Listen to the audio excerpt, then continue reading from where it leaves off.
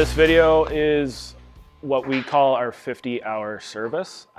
Gonna walk you through the tractor and the blower and how that's maintained.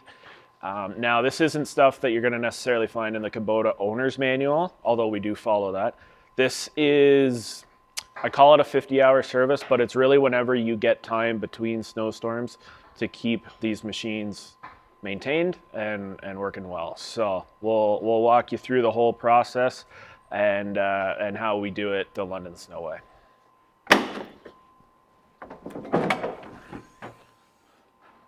So a lot of what we're doing is just a general circle check. I'll try to explain everything I'm doing, but a lot of it is just looking for problems as well. So we typically break it into two parts. You're gonna have your tractor and then your blower. There's a lot more involved with the blower and the back end of the tractor, so I typically start up front here first.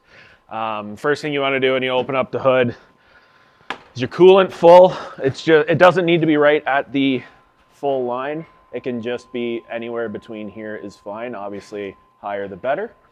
Then when you're out in the field, check the fans, check the belts, check the coolant, have a look at your battery connections, make sure they're good. There's a positive there. Another thing you can check under here is the air filter.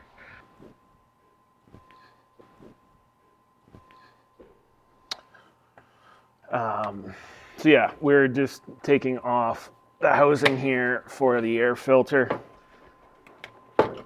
It's certainly not something that needs to be checked on a 50-hour service. I'm just showing it here so we got it, because these are winter tractors. They don't really work in the summertime, so you're gonna have a pretty clean air filter. It comes in two parts.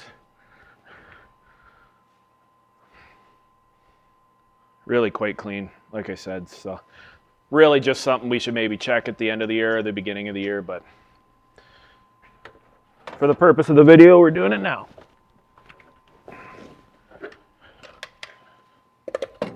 This is just kind of a pressure fit. You can kind of just feel it sitting in there nice.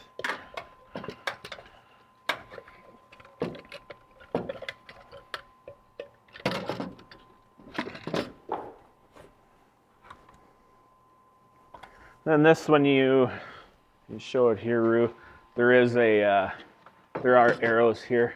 So you're pointed up top. This does have a little exhaust coming down, so you want this pointed down. No big deal. There's not a lot of dust going through there.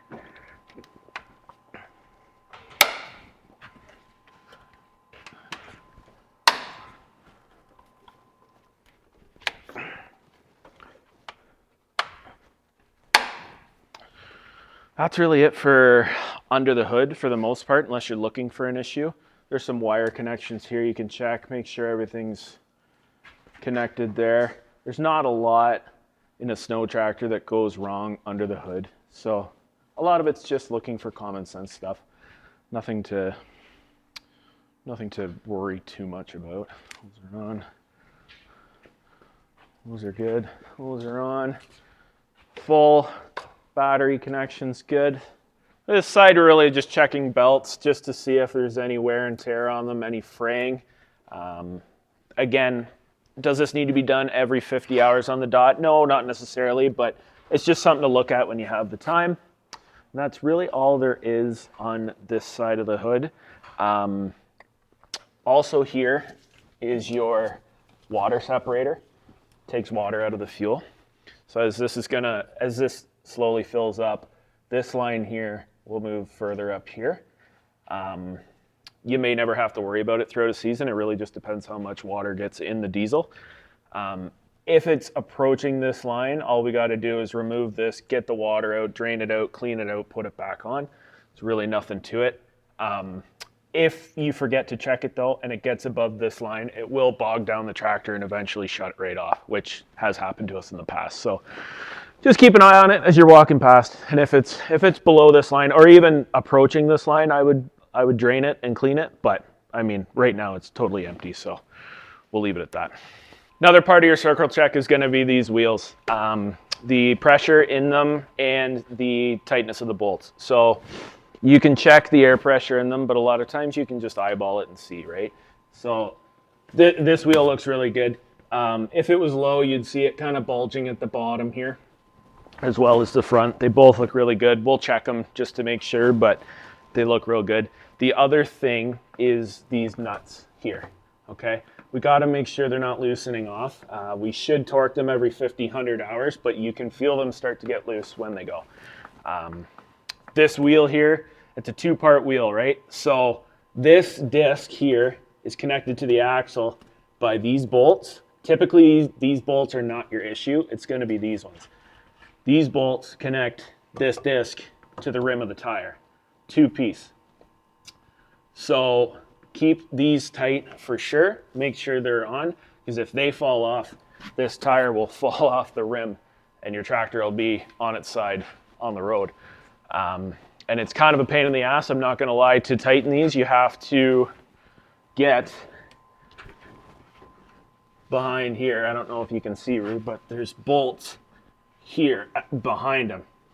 So what you can do is you can torque about 3 at a time, 1, 2, 3, then you got to get into your tractor, back it up or move it forward so you can hit the other 3 bolts for both tires.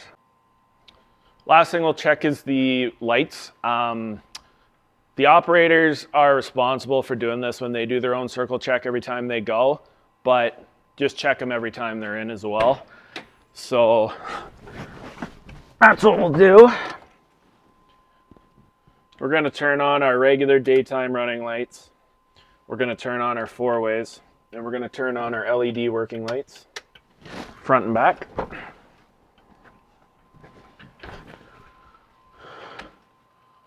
Blinkers working, front working LED lights, daytime runners, blinker. Round back here we've got the same thing. Brake lights on, blinkers on, top and bottom, and the working lights, the LEDs. All good. These will corrode over time. Terrible connections, unfortunately, with that Kubota has here, because we've got water and salt that get in them as we drive down the road. So there's connections here that sometimes need to be replaced, and underneath, for these lights underneath here, they're exposed. So they're easily replaced by either Chris or Hamza in-house, but just let them know as soon as possible, because we need all our working lights on when we're out. It's just a safety thing while we're out in the roads. People drive like maniacs around us. So.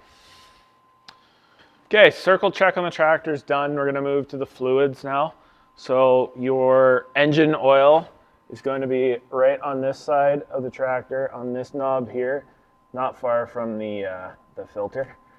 So just check the levels of it.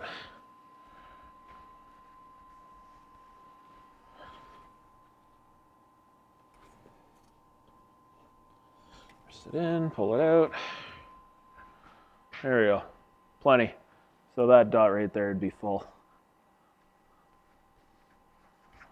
As long as we're in between these dots, we're good, and we were well over 3/4 there. So engine oil is all good. Engine oil is good. We really only check that, we check that sporadically throughout the year. We replace it at the end of the season, because you only need to replace it every 400 hours. We typically don't put 400 hours on a tractor in a winter, I hope. So next thing to do, hydraulic oil, which is at the back of your tractor, and that dipstick is right here, right beside the fill. So if you needed to fill it, you're right here, but just checking it is this dipstick here.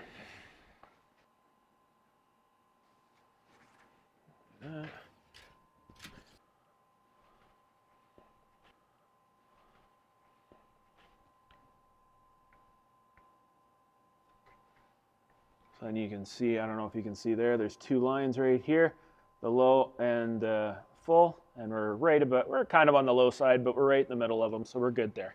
If it was below the low line, like I said, you just top it up right here, right beside the dipstick, very easy. Last fluid is just your window washer, which is just located right behind this slow moving vehicle sign. That just slides out. Window washer's right here. Obviously it's full. If you needed to fill it up, it's the filler on the top. That's all there is to it. The next thing is greasing all the nipples throughout the tractor and the blower. I have created a map of where all these are on both the tractor and the blower, but we'll walk you through where all of them are right now. I typically start at the front and work my way back because, again, just like the circle check, there's a lot more work back here than there is up front. So like I said, on the front of the tractor, there's really only 3 locations where there's grease nipples, so I always start with them just to get them out of the way. First 2 are going to be in these swivel fenders I was talking about earlier. So they're just underneath here, and they don't need a ton. Just a quick shot there. The exact same thing on the other side here, underneath the fender. It's in the exact same spot.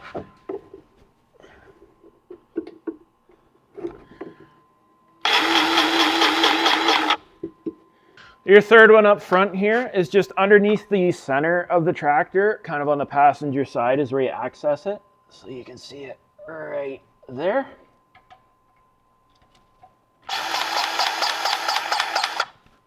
There, good to go. Okay, that's all we're doing at the front of the tractor. So then as we come around, next thing I do is hit the blower. Again, refer back to the map as to where all the grease nipples are in the blower, but you're gonna see these stickers here will show you where the nipples are. Basically, any moving part. If it's moving, it needs grease. So, there's one here. That's for your auger. Coming around, the chute has 2 on each side near the top.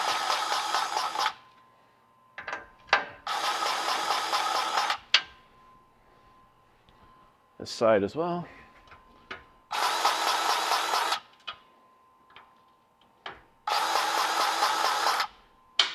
Perfect. Same thing, auger on this side.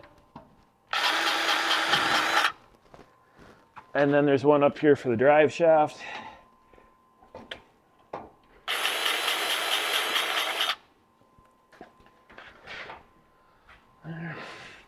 Now there's 2 spots on your blower you're gonna have to open up. This back door needs to come off.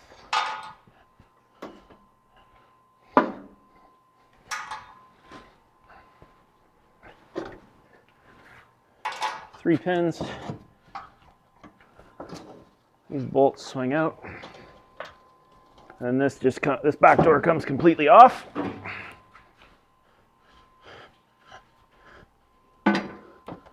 Set it aside.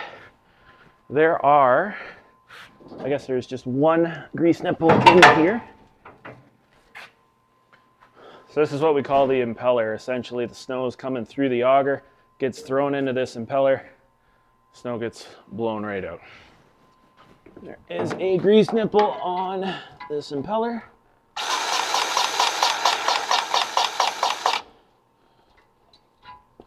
I'll leave this back door open because we're going to come back to it. But the second door we open up is right around here. There's a pin here. This door opens up to a few more grease nipples and your chain. So once you get this opened up, there's another important grease nipple in here on the drive shaft again. So sometimes, unless it's sitting perfectly, you're not going to be able to access it. So you take this wrench that Norman provides off, and you will be able to move the drive shaft on that nut.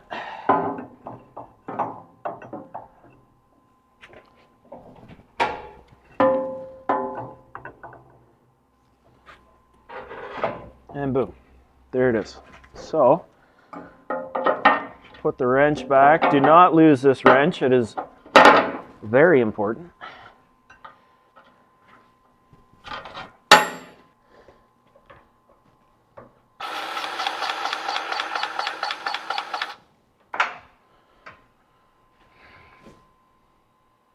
While this door is open and you've greased that nipple, we need to lube up the chain that's in there that drives the entire auger and the drive shaft. So get your chain lube. And what you need here, this is a 2-man job because you can't just turn on this auger outside of the tractor. You need some weight in the seat. So thankfully we've got some useful weight in the seat right now. And Dennis will show you how to turn on the tractor.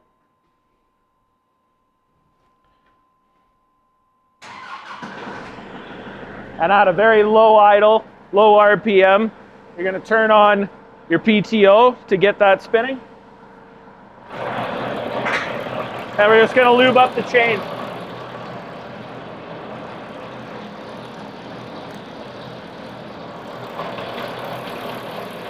We're going to be pretty liberal with this stuff, like really coat it.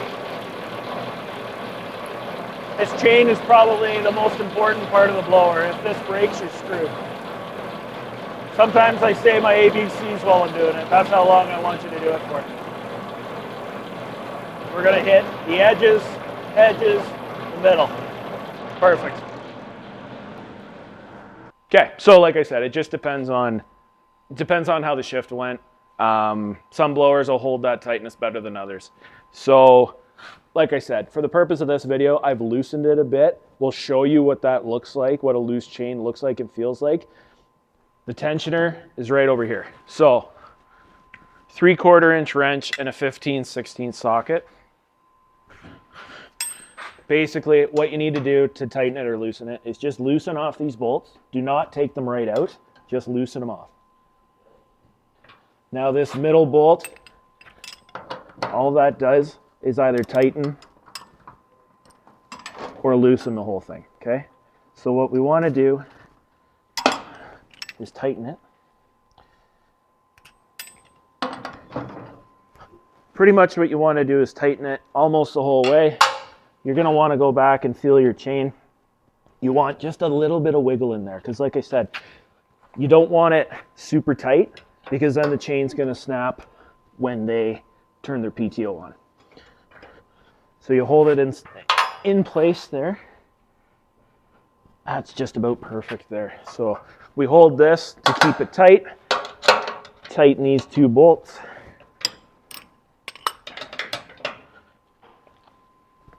Keep them real tight.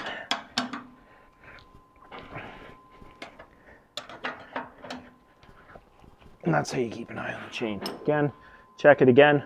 Just a little bit of wiggle. Like you don't want any more than about an inch, but you don't want it to be super tight either. So we're perfect there. So earlier I said to keep this trapdoor open. This is why. Keep the 15/16 socket that we just used on the chain. This impeller is held on by this bolt here. Very rarely, but sometimes this bolt likes to loosen a bit. And again, if you lose this, you're down for the shift. So just check this for tightness. 99 times out of 100, it will be good. And that one was good, but just check it. So we're just continuing on with greasing. These grease nipples at the back of the tractor are they're all very important, but these are super important that you don't miss. So again, until you're comfortable with it, refer to the grease nipple map. They're all there. But essentially, again, if it moves, it gets grease. So we've got in the back of the tractor, these are Nordic lift arms is what they're called. And they get 2 grease spots, one there and one up top here.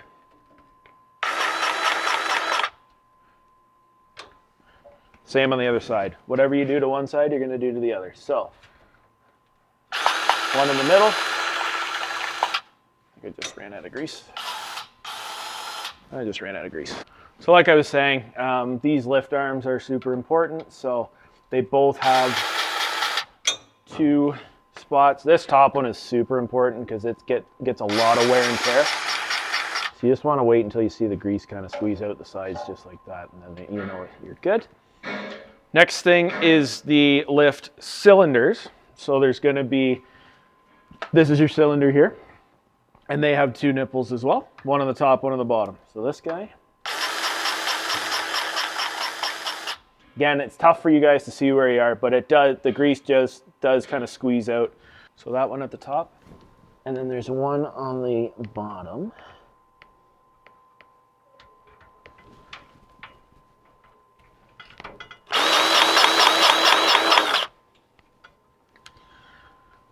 Same thing for this cylinder. It's the exact same thing. It's on this side, top and bottom.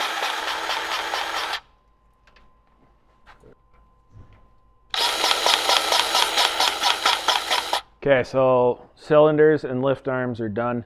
Another incredibly important thing to do here is your PTO shaft. And it needs to come completely off to get all the appropriate nipples. So this housing lifts up a bit to give you some room. Now what you see here is how it's attached to the tractor. So this has got a little collar here. So what you need to do is pull back that collar and then pull the PTO shaft off the tractor. So I need to...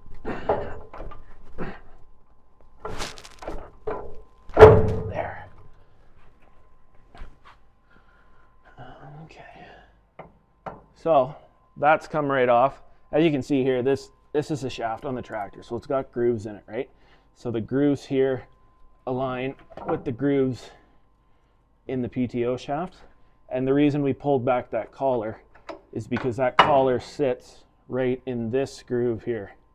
So when we put it back on, I'll explain it when we put it back on, but when we put it back on, you have to be in this little groove here.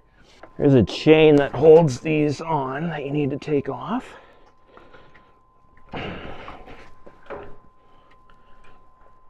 It's a process, man. It's my least favorite part of the whole thing, I'm not gonna lie. There. Take the chain off. You can pull this all the way up. And what do you see right there? Grease nipple.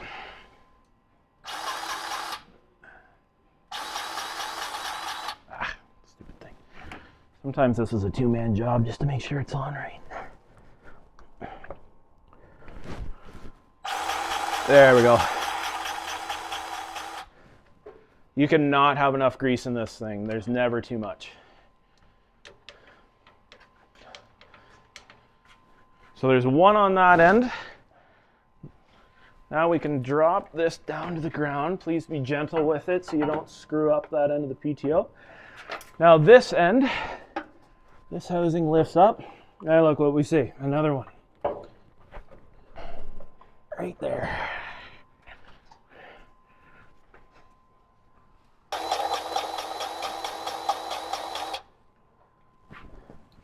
And there's a second on the back here. Right there.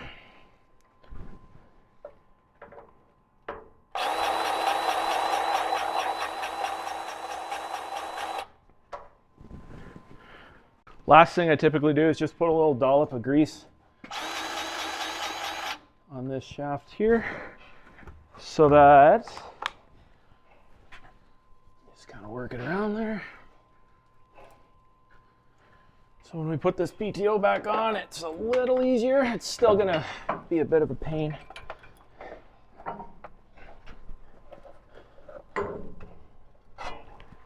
Again, pull back your collar. You need to find where those grooves are and put it on. See that click right there? That's important to get there, Roo. So we're on right now, but we're not on the whole way. As we move it forward, now it's not going to do it. Prick. There. Now we've clicked in. This collar's in place. It's not going anywhere. Put this chain back on. All this chain does is hold the plastic that covers the PTO. It's really not all that important, but we don't want this chain dangling. Like so. Done. Drop that. Oh, there we go. So I thought we were done the video, but then when I lifted the blower, as you can see, she's on a bit of an angle. And I'll show you exactly why this happened. But maybe this should be part of the maintenance as well. It's just making sure that the blower is sitting correctly, both this way and when you come to, once I fix this, sitting correctly this way. That way your cutting edge is wearing level and correctly. So what had happened here is, I noticed it while I was back here. This lift arm here, this is the piece that you can turn either left or right to stabilize the blower this way or this way. So sometimes what happens here, there's a little groove that it sits in, but if if an operator hits a bump just right, sometimes this comes up and it comes out of that groove. So all you need to do is twist that to level it out. Turn this, am I going the right way now? Make sure of that.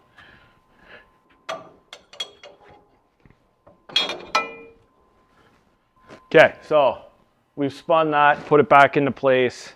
Check this with a level. She's straight. This is how you want it to look. So now that fixes the blower this way, right? Now what we need to do is make sure the blower is sitting right this way. Reason being, very important reason, there's skid shoes on the side of this blower, right? And that just holds the snow in. So you don't want pressure on these skid shoes. They're stainless steel. Some of them have rubber. These new ones have stainless steel. And if there's too much pressure on these skid shoes, with the blower being tipped forward, it'll scratch driveways because you don't want any weight on these skid shoes. You want all your weight on this cutting edge that's back here. So to check that, I just keep a square handy. So what you need to do is set your blower down.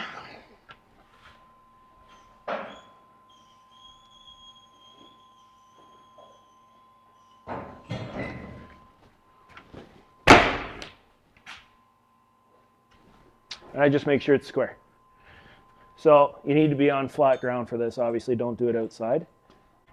And don't get me wrong, it does not have to be perfect, but this is just a good guide to see how close you are. So obviously we're pretty damn close there. I'm happy with that. Now if this was, this way or this way, then we got to fix it. How do we fix that? So we just come in.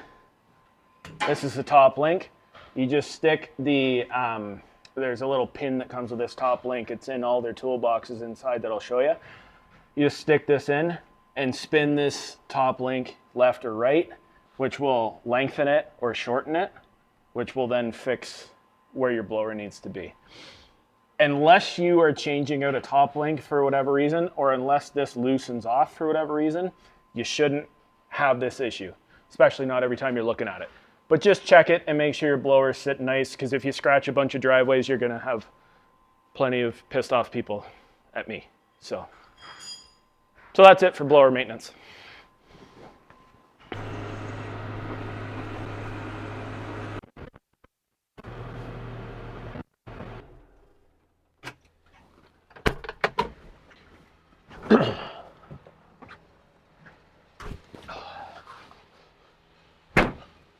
Okay, so that's the 50-hour maintenance and how we go through it and how we expect you to go through it.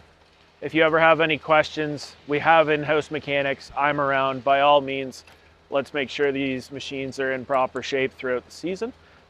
This is merely just a guideline of how we keep things going throughout the year. And you can always refer back to the book that I'm going to make and the Kubota handbook as well.